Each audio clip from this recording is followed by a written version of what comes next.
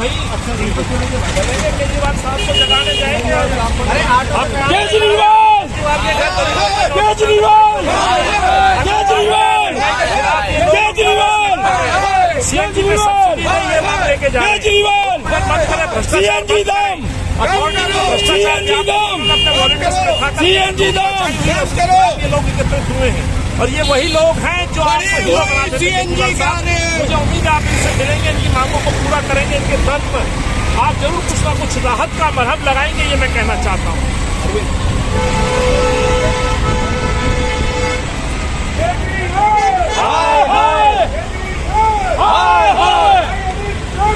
जिंदाबाद जिंदाबाद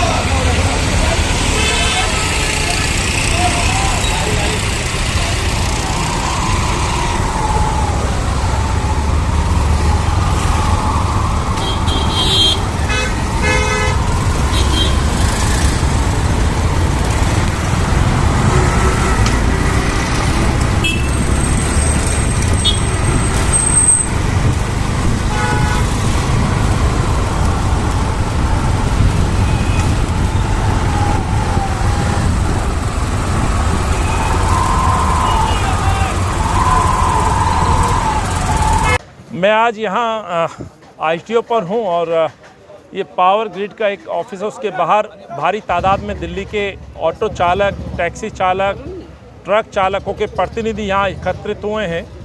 और एकत्रित होने का जो कारण है वो सरकार से इनकी 10 सूत्री मांगें। इन 10 सूत्री मांगों में जो सबसे ज़्यादा जो पीड़ा है, जो दर्द है, इनका जो बड़ी मांग है वो CNG के बढ़ते हुए रेटों में सब्सिडी की मांग दिल्ली सरकार से है, अरविंद केजरीवाल से है, या यूँ कहूँ सत्ता में काबिज सरकारों से। इस 10 सूत्री मांग में जो और मांगे हैं उनमें ख़ास तौर से कोरोना काल लगभग 2 साल जो बीते हैं, इन 2 सालों में सबसे ज़्यादा जो प्रताड़ना हुई है, जो परेशानी हुई है, जो सबसे ज़्यादा दुखी हुए हैं, ये वही वर्ग है जो ऑटो चलाते हैं, टैक्सी चलाते हैं। इसलिए जो सरकार ने वादा किया था 5,000 रुपये इनके खातों में ट्रांसफ़र करेंगे, इनका कहना है कि चंद लोगों के अलावा किसी को पैसा ट्रांसफ़र नहीं हुआ। जांच होनी चाहिए, किसके खाते में गए, सच सामने आना चाहिए और जिनको नहीं मिला है सरकार उनको पैसा दे। वैसे ही सेक्शन 166/192A ये वो सेक्शन है जिसके तहत कोई ड्राइवर से गलती होती है उसका चालान किया जाता है, बल्कि चालान के साथ साथ उसकी गाड़ी को जब्त करके अथॉरिटी बुराड़ी भेज दिया जाता है। 15 दिन की मिनिमम पेनल्टी है गाड़ी को बंद करने की, और जितने दिन गाड़ी बंद रहेगी प्रतिदिन के हिसाब से उस पर जुर्माना लगता है। चालकों का कहना है कि ये जख्मों पे नमक छिड़कने वाला सेक्शन है। इस सेक्शन को हटाने का वादा अरविंद केजरीवाल ने किया था। अरविंद केजरीवाल 3 बार मुख्यमंत्री बन गए। अफसोस इनका ये है कि 7 साल में एक बार इनके प्रतिनिधियों को मिलने का समय नहीं दिया गया। वो किस संस्था से मिलते हैं, ऑटो चालकों का प्रतिनिधि बना के किसको बैठाया जाता है, ये नहीं जानते। इनकी बात कांग्रेस कार्यालय तक पहुंची, आज मैं उसी के तहत यहाँ पहुंचा हूँ। मांगे बहुत सारी हैं, लेकिन 2-3 बड़े बिंदु हैं जैसे मैंने आपसे सामने रखे। वैसे ही ग्रामीण सेवा हो, RTV हो, ट्रक चालक हो, इनको ये ऑप्शन दी गई थी कि आप अपना परमिट चेंज कराना है, परमिट चेंज करा दीजिए। आज तक वो परमिट चेंज नहीं हुए हैं। फाइल को दबा करके गहलोत जी बैठे हुए हैं। जो कोरोना काल में इनको रिलीफ देने की बात कही गई थी उस पर निर्णय नहीं लिया गया है। 18 तारीख से ये लोग चक्का जाम और हड़ताल पे जाना चाह रहे हैं। मैं अरविंद केजरीवाल से कहना चाहता हूँ, साहब पार्टी लाइन से उठ करके इन लोगों की मदद करिए। आप मुख्यमंत्री हैं, आपको ये अधिकार है कि आप सब्सिडी दे सकते हैं। 20,000 करोड़ रुपए आपने वैट पे कमाया है, डीजल पेट्रोल पे कमाया है, और अब एक्साइज ड्यूटी के माध्यम से मोटा मुनाफा कमा रहे हैं।